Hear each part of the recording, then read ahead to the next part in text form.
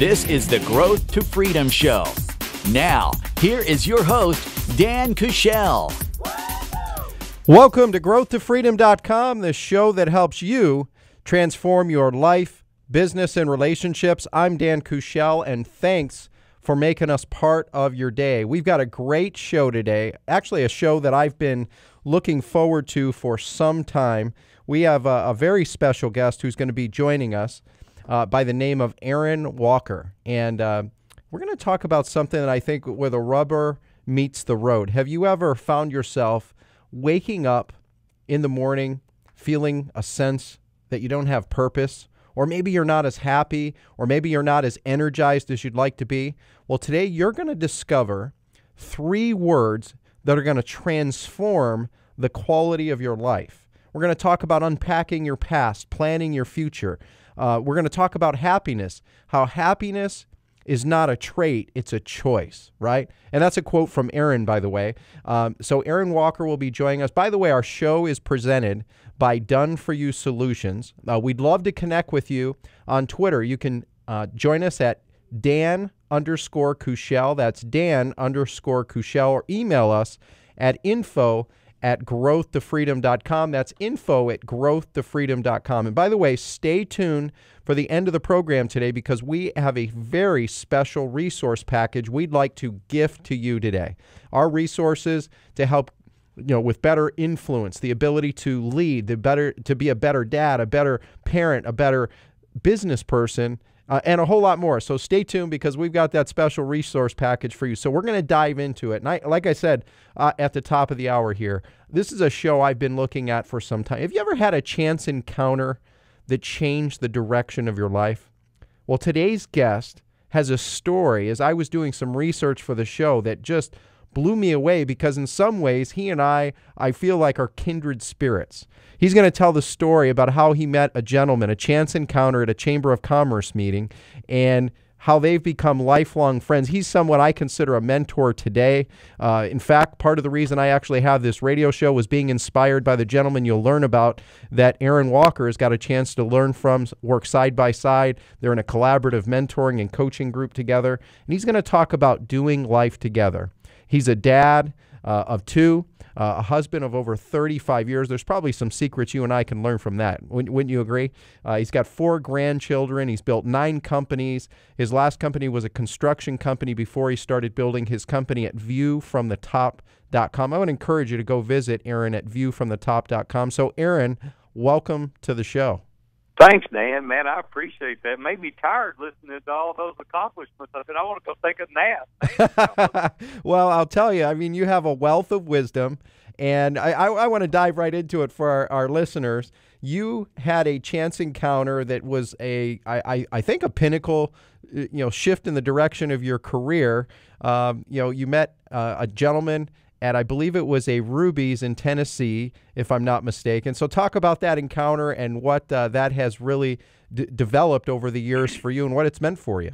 Yeah, it'd be great. It's a fun story. I don't believe in chance encounters. I think it was divine appointment, but that's just the way I look at it. I love that. So years ago, in 1995, I was at Luby's Cafeteria at a Chamber of Commerce breakfast, and there was this guy up there, and there was about 25 people in the room, and this guy was speaking. He was starting this radio show here in Nashville. And I thought, well, this is pretty cool and interesting, and he started talking about it, telling about it. So after it, I went up, introduced myself, and I said, listen, I just built a new shop right down the road, got a 10,000-square-foot store, state-of-the-art. It's a beautiful place. I'd like, while you're on this side of town, to invite you down to see my store. He said, man, I'd love to do that. So we drove down a couple of miles away and walked in, looked at it, and he goes, oh, this is awesome. This is exactly the kind of store that I want to advertise on my new show. And he told me about the show, and he said, do you want to advertise? And I said, no, thank you. Let's get it up and right. going. Let's see how it works, let's get it up and going, and then give me a shout. He said, listen, if you'll try me for 1 week, I'll give you a free week. And I'm thinking, hey, I'm a smart guy. That's not costing me anything. Let me give it a try. And so I said, well, let's do it. Sign me up. I said, by the way, what's the show about? And he said, well, He said, first of all, my name is Dave Ramsey, and I own the Money Game. And I started laughing, and I said, well, let's try it. Well, I'd never even heard of Dave Ramsey. Nobody had heard of Dave Ramsey. It was 1995. So I started advertising for the free week, and it did so good. Man, it blew our doors off the first 3 days. I called him, and I said, I don't know what you're telling these people. I don't know what Kool-Aid they're drinking, but I want part of it, and sign me up. I'm in. So I signed a contract. We started advertising on Dave's show. He was on one radio station here in Nashville called The Money Game. He had a co-host named Roy Matlock, and they were doing great, and started taking off. Well, I've been on this show now every day for 20 years. A company I either own or have owned has been an advertiser. We were his second sponsor. Dave and I became very good friends. He invited me to join his personal mastermind group. And so I've got 20 years of growing our businesses together and being in a mastermind group with Dave. That's fantastic. And if I recall, you meet weekly with that mastermind group with Dave. Right. Talk about that a little bit and the power of masterminding, mentoring, and what it's meant for you, what are the outcomes for it? Well, no question about mastermind groups have rocked my world. It's been a game changer for me individually because mastermind groups provide so much value. And people say, well, what is it? A bunch of guys get together, you're talking about football. And I said, no, it's not the way it is at all. There's other guys in there, and these guys, quite honestly, no one knew who these guys were then, right? I mean, we're talking 20 years ago. We were all just kind of starting our businesses at that time. Dan Miller is a member of the group, 48 Days of the Work You Love, and Dan's a personal mentor of mine now for almost 18 years. Ken Abraham is a member of the group. He's got over 100 books in print now. He's got New York Times bestsellers. I think he's got 7 #1 sellers, Payne Stewart's biographer, John Ashcroft, Lisa Beamer's book, Let's Roll, Joel Osteen's book. He's the author of all those. So there's some guys in there that have done really cool, and people say, yeah, if I could be in that group, I would too. And I say, listen, those guys were nobody 20 years ago, right? Yep. So don't wait till somebody's somebody. Get in there and figure it out on your own. They're trusted advisors, right? That's what they are because they're non-biased. See, whatever I say in there is not going to affect their life one bit, so I'm going to get an honest answer. You go tell a family member, he's going to side with you. He's going to say, hey, you need to do this because he thinks that's what you want him to say. But when I go to Dave and say, I'm going to do this idea, and he says, you idiot, what are you thinking? You can't do that. Here's why. Or he says, man, you're on to something. And then we start brainstorming. We start masterminding. We start saying, you can market it this way. You can tweak it this way. Do more of this. Do less of that. One guy brought an idea, and everybody said, the music's bad. The lyrics are bad. The quality is not there. He went back, tweaked it, and it was awesome after that. And that's the value. It's just having those trusted advisors that can encourage you, empower you, or they can slow you down and stop you in midstream. And you got to do it regularly. You can't do this once a month or once every 6 weeks because life happens a lot from week to week. And so meet either virtually or in person. You got to have a mastermind group. That's fantastic. And if I'm not mistaken, as I did some research for the show, Aaron, you've been doing that group, I think, every Thursday morning at like 6 or 6:30 for almost 15, 20 years. Isn't that right? Yeah, a dozen years. Yeah, it's just been that important. It's 40 miles for me one way to meet, and then we meet for an hour and a half, and it's 40 miles back. It takes 4 hours of my day, and I made that commitment for a dozen years because it's that valuable. Yes, it's that important. Golly, I mean, there's so much wisdom in just this one idea. I mean, I think of it. My dad is a blue collar has a blue collar background, so we were brought up around cars and fixing cars and doing that sort of thing. And so it reminds me like of a manual transmission. These tweaks you're talking about. If your timing belt on a manual transmission, this is in the old days, of course, not necessarily today, but if that timing belt's just a 1/4 inch off, right? That car stalls, it doesn't run really efficiently and effectively, but if you get that timing belt just right, now it hums, and that's essentially what you're talking about, what a mastermind group does for you. And here you are, you've built 9+ companies. I mean, as I got to understand your background, Aaron, I mean, you're just a servant leader. That's what shows up for me in the way I would define, at least my perception of how I would define you. Overall, it hasn't always been easy, though, right? And you've had a lot of learning lessons along the way. And in fact, I want to kind of shift gears to kind of take it back a little bit. What was the lowest point of your business career? if you can think back to something like that, and what did you learn from it? As importantly, as you're watching right now, as you're listening, that our listeners and viewers could learn from that lesson from you too. You know, there's two things that happen. One of them is going to sound really good on the surface, and the other one you're going to go, oh, my goodness. But I'll tell you both these quick stories if you ask the question. So one of the worst things that happened in my career was a pinnacle moment, and it was when I sold out to a Fortune 500 company. And I was 27 years old, and they rung the bell, right? And like, I'm done. I'm 27 years old, and I go home. And I sit down, and I'm like, okay, good. I got enough money now. I don't have to work. And I became very bored. I became very depressed. I was getting in the bed in the middle of the day. I gained 50 pounds in 18 months because I wasn't doing anything. I had no purpose. I had no reason. I had no motivation. I had no people around me. And I'm like, I'm wasting my life. What in the world am I doing? And my wife woke me up one day, and she said, man, what are you doing? And I said, I am so depressed. I don't have a reason to get up. I don't have anywhere to be. I don't have nothing to do. And everybody said, well, I'll golf or I'll fish. You can only do that for a little while. If you don't have meaning in your life and you're not moving the needle and you're not accomplishing something, that's going to soon wear off. Let me just tell you, if you're working every day to retire and sell your business and go home and sit on the couch, watch reruns of Andy Griffith, man, get a different purpose because there's more to life going on than that. It is not going to last long playing golf every day and fishing. I'm just telling you. So I went back, bought the company that I started with when I was young. I was 18 years old. We grew that to 4 times the size over the next 10 years. And then the most catastrophic thing that's ever happened to me in my life was August 1st, 2001. I'm driving to the office. I got stores on my mind. I've got deals on my mind. And a pedestrian was crossing the street, didn't look my way, and I hit him, and it killed him.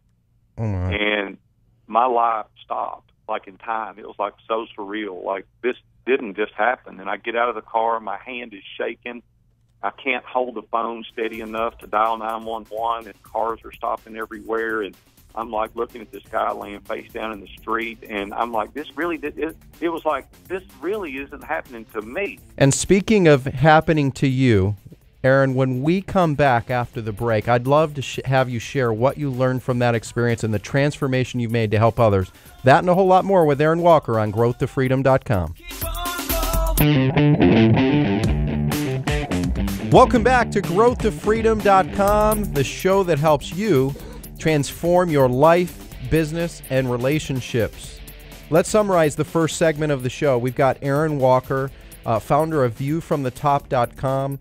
We've been talking about the importance of mastermind, the importance of mentoring. We've been talking about something that I think is near and dear and close to all of our hearts. You know, that time, that place and time where we wake up in the morning or we wake up in the day and we feel like we don't have purpose, or we're maybe not as happy, we're not as energized, right? And what do we do with that?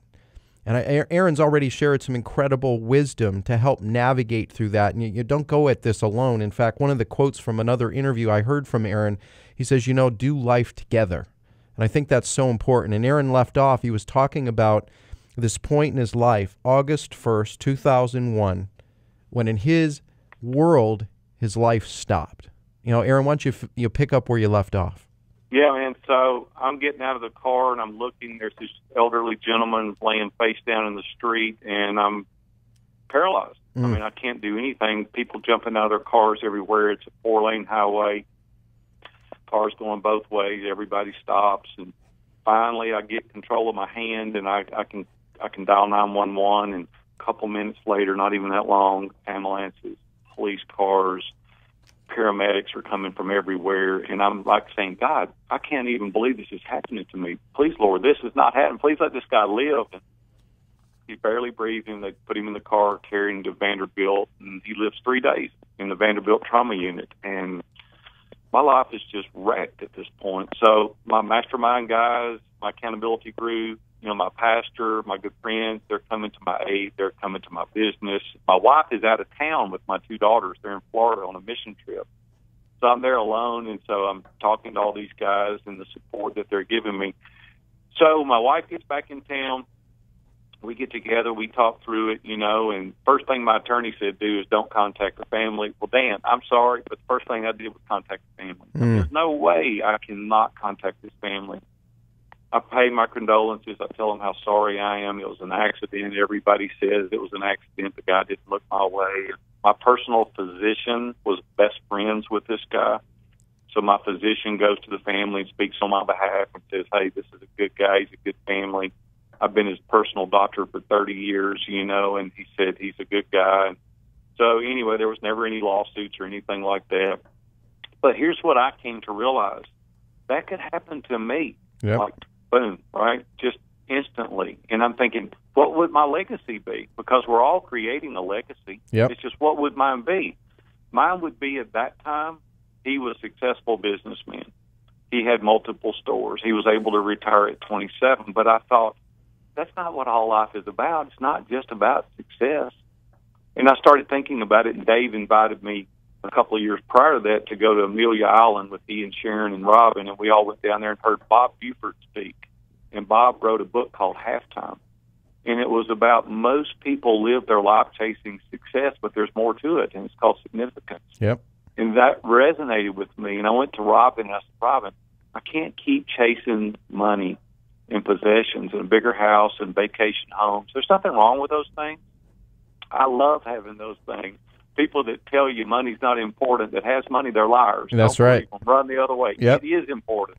But don't make it paramount. Don't make it first in your life. And I had done that. And I said, nobody cares about all my success but me and my family, and I'm not doing anything significant for other people. And it changed my life. And I went back, sold my business. I said, I got to have a break. I got to rest. I took 5 years off. I didn't do anything for 5 years. We traveled. We built a house, changed scenery, and I had to take a break. And I'm very thankful that I was able to do that because I needed to. I needed to take a break at that time. And then when I came back, went in the construction industry, I said, my focus is going to be different this time. My focus is going to be outward this time. My focus is going to be on how to empower and encourage and lift up and help other people obtain their goals and their dreams. And I'm going to be the wings beneath their wing. There's a song, I think about that. But I'm going to help these people do that.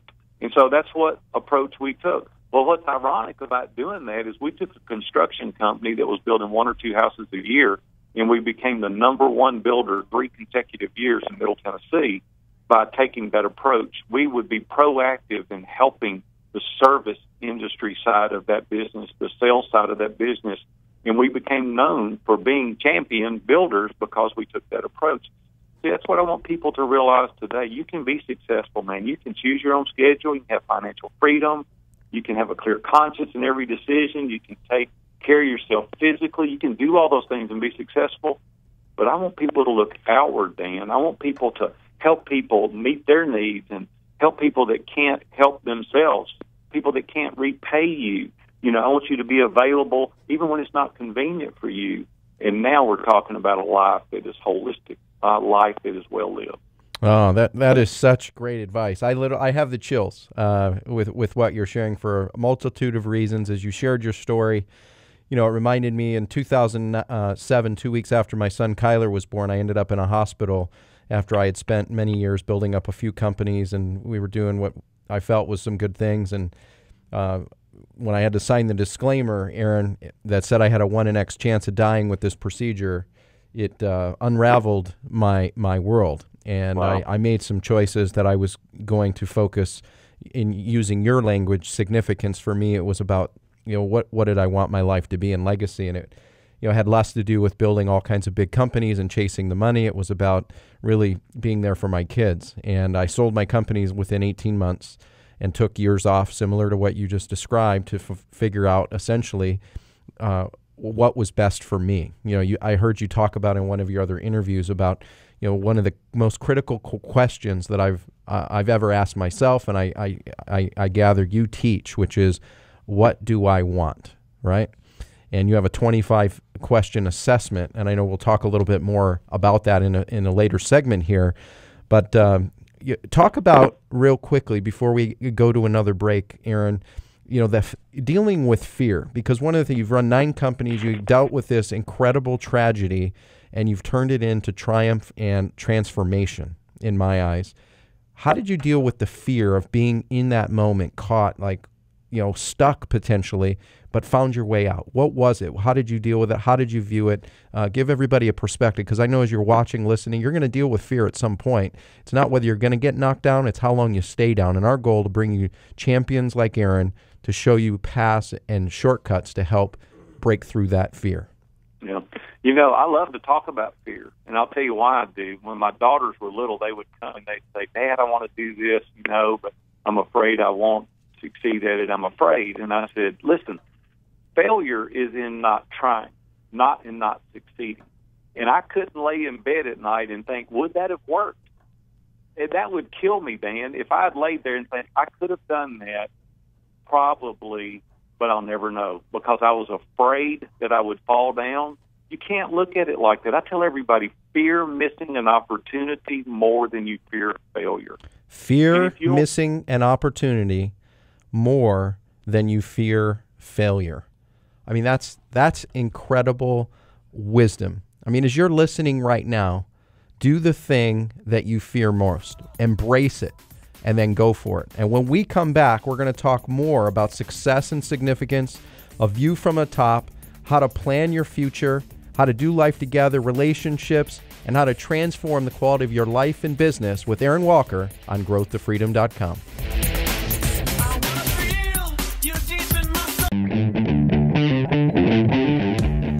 Welcome back to growthtofreedom.com, the show that helps you transform your life, business, and relationships. To summarize the first two segments of the show, we've been talking about success and significance. We've been talking about the power of masterminding. We've been talking about embracing and dealing with fear. We've been talking about turning a tragedy to triumph to transformation, right? And a whole lot more. And so we left off with the idea of how to deal with fears. Be more afraid or fearful of missing an opportunity than the fear of failure itself. Now, Aaron, as you look at dealing with fear, would you consider this a pretty important capability that most high-level entrepreneurs have? Yeah, to say that you're never afraid is ridiculous. Yep. That's something that keeps you from falling off a cliff, right? I mean, we want to use fear. It keeps us in the center of the road, right? But it can also paralyze you. And what I tell people all the time is, what are you afraid of? I mean, is it somebody talking? Is it somebody that's going to say, hey, you didn't succeed? I'm glad Thomas Edison didn't quit after the first one or two times to fall down. 10,000 times, I think, is what history teaches us before we have the incandescent light bulb as we know it today. I'm glad he didn't quit. And so that's the opportunities that are out there before us. If you fail, I don't even say it's a fail. I say it's a pivot, right? It's one way you have learned not to do it. Okay, so that's out of the way. Now what can we do? Now, don't do something stupid, Dan. I'm not suggesting you guys go out here and bet the farm. You've got a wife and two children. I'm not saying leverage the house and take the money and go do something ridiculous. I'm saying delay gratification, right? Yep. Put off something maybe that you want and work incrementally. Do it slowly. Start out, test the water, see what empowers you, see what other people are asking you for, and slowly do a beta test. Test what's working, and then slowly work yourself into that. You may fail. It may not work. It may be like, that's why I have trusted advisors. I was going to do a deal recently, and Robin, my wife, said, what about your guys? What did they say? I said, I hadn't polled them yet, but I will. So I went and had coffee with them individually, and then I went to them and had supper with a couple of them, and I told them the deal because it was a big deal. We were going to do the deal. Well, out of a dozen guys, 11 of them told me not to do it. I was embarrassed. I went back to Robin, and I said, you're not going to believe this, because we talked about it all along the way. It took weeks to go to these guys individually because it was a big deal for me. And I said 11 of the 12 said not that. You know why? They had different life experiences that they were looking through. Yep. You only have one lens. I can only see it one way. They were pointing out things to me that were invaluable. I said, Robin, if we'd done this deal, we would have had a bit of train wreck. And so it kept me from failing, right? Trusted advisors, people that are non-biased, your own board of directors. I keep going back to the mastermind group because they know me. They know how I think. They trust me, and I can trust them. That is so powerful, Aaron. And, it's interesting because in my view, I had a mentor years ago. He asked me a question. He said, Dan, who's the greatest baseball player that ever lived? And at the time, I went through names like Willie Mays and Hank Aaron and, so on. And he's like, well, I don't think it was any of those. And I was like, what do you mean? He said, I think the best baseball player that ever lived never even played. He said, I found that more times than not, fear or guilt will knock people off the track or path of success for whatever reason. So fear, we hit on fear. How about guilt? What advice, what guidance would you give to someone as it relates to navigating or dealing or embracing or handling guilt? Man, I can tell you that right off. I deal with less of any kind of guilt than I do fear. I deal with fear more because here's the thing about guilt. If it happened 5 minutes ago, I can't do one thing about it. Yep. Period. It's gone. You know what? I'm a Christ follower, so I place all of my sins at the feet of the cross, and Christ has forgiven me, so that's the way I deal with that. But the other thing is I tell everybody that's why the windshield is so big and the rearview mirror is so small. We need to spend a lot more time looking forward than we do backwards. So if you're feeling guilt, just, get rid of it, confess it to somebody, deal with it, say, I'm sorry, I wished it could be different. I wished I had done it different, but I didn't. I did what I did, and it is what it is. And what is forward? I want to look out. It's like something I could control. I control what's ahead of me. I have no control over what's behind me. So you're going to languish and lay there and waller around in something that you can't change, you can't fix, you can't do one thing about it. I just tell everybody that's listening out there, just say, hey, man, I'm sorry, it is what it is, and I want to live life. I want to live life on purpose. I want to be proactive, not reactive. So let's go out there and live life intentionally, living on purpose, and forget the guilt. Just apologize to the ones you need to. Apologize to yourself, forgive yourself, and let's move on. Life is too fun. It's enjoyable to live life, and you can't do that wallowing in guilt. Yeah, forgiveness is an incredible gift, not only to give ourselves, which, I see a lot of people that have a challenge with. I know at times I've had a challenge with that. It's also an incredible gift to give others. And you know what? When we come back with Aaron Walker, we're going to talk about more from View from the Top. We're going to talk about the power of relationships. You're going to want to hear this, his take on building relationships, the power of relationships, the exponential breakthroughs that you can get as it relates to relationships. That and a whole lot more with Aaron Walker on growthtofreedom.com.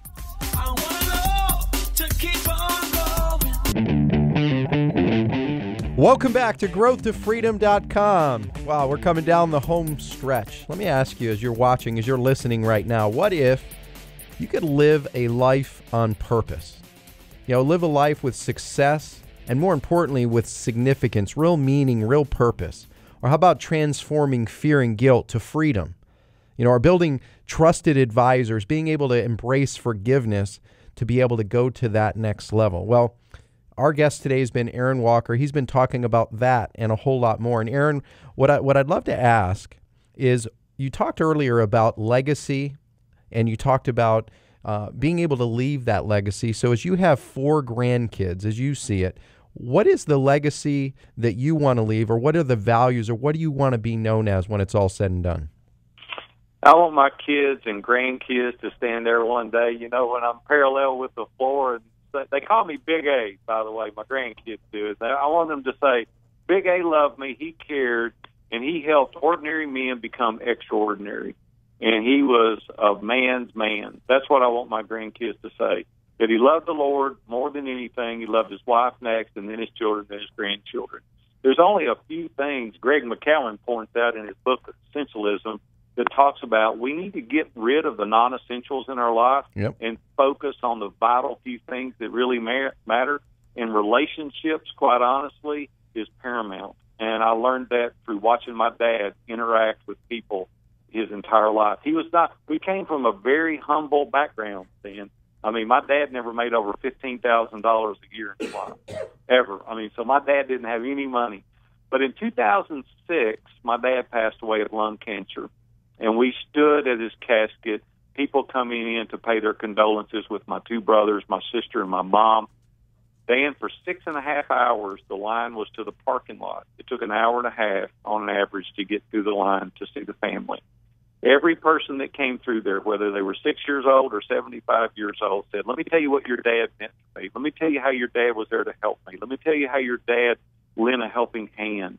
Not one person in 6.5 hours said your dad had a nice boat, a nice car, he lived in a nice house. Zero.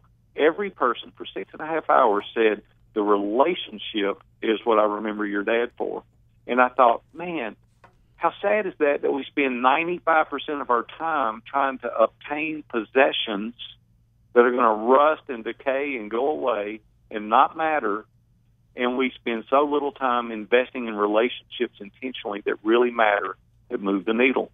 So the success for me has been, out of all my businesses, I started my first one when I was 18, is intentionally building relationships, intentionally calling people when I don't want something just to check on them, intentionally writing those emails, those handwritten cards, those texting and just saying, hey, man, I had you on my mind today, Dan. I hope you're having a great day. Or making that phone call. Dan, when you call somebody, every time, invariably, they're waiting on the question. They're waiting on you to get to what do you want. You know, hey, Jeff, how are you doing? I'm doing good. Hey, while I've got you on the phone, let me ask you a question. I want to go, you liar, that's why you called me. Yes. But when you call somebody and you say, hey, Jeff, how's Rhonda? How's the kids? How's everybody doing? Good, good, good. Hey, man, if there's anything I can do for you, you let me know. And you hang up. They sit there, and they've got this puzzled look, like, he didn't ask me anything. He really cared about me. Yep. He was, like, interested in me. At least it's indelible impression on their mind. Well, I've done that my whole career. And when you do that, when you do need something or when you want something, it's not a problem to get because they know you're not only calling to get something. See, relationships are about what you bring, not what you take. That's so Yep, that attitude. What can I do for Dan? How can I help this radio station? How can I help his listeners? What can I bring to the table to encourage these people? See, if we'll stop trying to make the sale and engage people and look at them intently and listen and stop waiting your turn to talk, you know, about what you're about to say and really listen to those people. People say to me oftentimes, we'll go to restaurants for lunch, and I'll engage the person in their eye. A lot of people will look at who's coming in the door and they're looking at the next tables. They're more concerned about who else is in the restaurant besides the person they're with. And people tell me, you're very engaging. I said, because I care about what you're saying. So you develop those relationships out of caring genuinely, not to get something from those people, but by what can I bring to make your life different. See, at the end of the day, what are people going to say as a result of knowing you? Has it enriched their life? See, that's the legacy I want to bring. I want my grandkids to say, because Big A was my grandpa, he bettered my life. I want my wife to say, if I die before her, he was a good husband. He was a good man. He helped me. He encouraged me. He empowered me. Not, I'm glad he's gone. I'm glad, put that sucker in the ground. Put some dirt on him quick before he comes back. I don't want her to say that. I want people to want me to be around because I've impacted their life. That's so much wisdom there, Aaron. Oh, wow. I mean, as I think about it, I mean, what better value? I mean, you're one of your businesses was the pawn business, and so it's all, you know, there's appreciation and depreciation happening all the time that needs to be evaluated. And what better gift to be able to focus on than the thing that can appreciate the most, and that's relationship capital. And as you're watching right now, as you're listening right now, I hope you'll take what Aaron is sharing to heart, some of these simple, practical idea, intentionally building relationship. It's that phone call, it's that email, it's that thank you card, the simple things, and truly being present with that person and really listening, not hearing, but listening what they are really about and what they're sharing. And speaking of relationships, it appears to me with a 35-year marriage, maybe it's 36 now, with your wife, Robin, what would you say about the quality or the importance of having a great partner in your life and what it's meant for you, for your business, for your life, for your kids, for your legacy? Yeah. Robin and I have been together a long time. You know, we're soon to be 55, and we met when she was 15 years old. I was 16 years old. I taught her how to drive. So we've been together a long time. 2 weeks out of high school, we got married, which I think back now, and I think, that 18 years old getting married, but hey, you know, it worked for us. The thing that we've learned in this process is to serve each other, not to be selfish. And it hasn't always been that way. I don't want to sound like some saint up here, because it hasn't always been that way. I've had to learn through the process. I was very selfish early on in our marriage, and it was about me oftentimes. I was very arrogant at times because I had a little bit of money and I had nobody to account to. You know, I was very arrogant. You probably wouldn't have had me on your show, Dan, when I was 27 years old. And I want to teach guys early on now, you're not invincible. That's right. A lot of people think they are, but I promise you, if you can hear my voice, you're not. And so my dad used to say, son, be really careful as you're climbing that ladder, because the people you pass going up, if you fail, you're going to pass the same ones coming down. Yep. You better be really careful how you treat people, and there's nothing more truer statement than that. And so I would often say to people when I'm coaching, you better pay attention to the details. That's where the success lies. It's in the details, in your marriage or in your business. Sitting, listening, doing the things with them. Let's face it, they're your partner. See, oftentimes I'll hear people say things to their wife, and I'm like, you wouldn't say that to me. You would never say what you just said to your wife to me. See, we think we can get away with it. Yep. See, that doesn't last forever. That'll come back to bite you. You better watch out. You better be careful. But here's the other thing. I told employees, I've had hundreds, I told my employees, I said, if my wife ever calls here, or either one of my daughters ever call here, and now my grandchildren ever call me, you better come get me, because I'm taking that call, right? Yep. I love Dan and all that, and Dan's good, but Dan is not as important as my wife. My wife calls me, I'm taking that call. I hope she doesn't call during this interview. I'll have to put you on hold. I'm just saying that we better have that kind of approach to our spouses, because, you know, Christ is supposed to be number one, our wife's supposed to be number two, then the children. You better keep it in that order, too, because those kids are going to be gone someday. Yep. And you want to make that partner number one. So the success for me is, first of all, be a servant leader. Second of all, pay attention to the details. Be a servant leader and pay attention to the details. And, you know, what shows up for me, Aaron, is that you do that at home. You do that with your family. You do that in business. And you know what? That's a great match of what I would call integrity and congruency. And again, there's just so much wisdom here. And just as you're watching right now, listening, I mean, how can you apply this? I mean, this isn't just about business. This is about life, business, relationships. And speaking of success and significance, first of all, I want to make sure I give you a chance to get a shout out. How do people reach you, Aaron, and learn about all the incredible resources that you've got? You've been talking about trusted advisors. I know you offer a program called Iron Sharpens Iron. So spend a minute or two just talking about that. Yeah, viewfromthetop.com is the website. Dan, if you don't mind, I've got a little gift that I've prepared for your listeners, and I've created a landing page, and it's called viewfromthetop.com/freedom, all in lowercase letters, viewfromthetop.com/freedom. There's 3 documents I wrote. One is called a personal assessment. You really dive deep into yourself. I've made these documents for free, taking the price off. There's no charge. The second one is what do I want? The 3-page document. You answer all the questions about how you want to live a life proactively and not reactively. And the third one is steps to a productive day.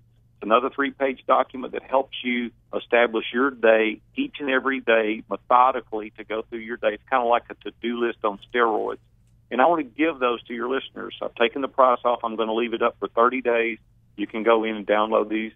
Maybe it'll be a catalyst to take you forward. Iron Sharpens Iron is a mastermind group that I facilitate. I coach men. That's the niche market that I've elected to choose. We have virtual conference rooms where I have people all over the world that participate in these mastermind groups. We meet the same time every week.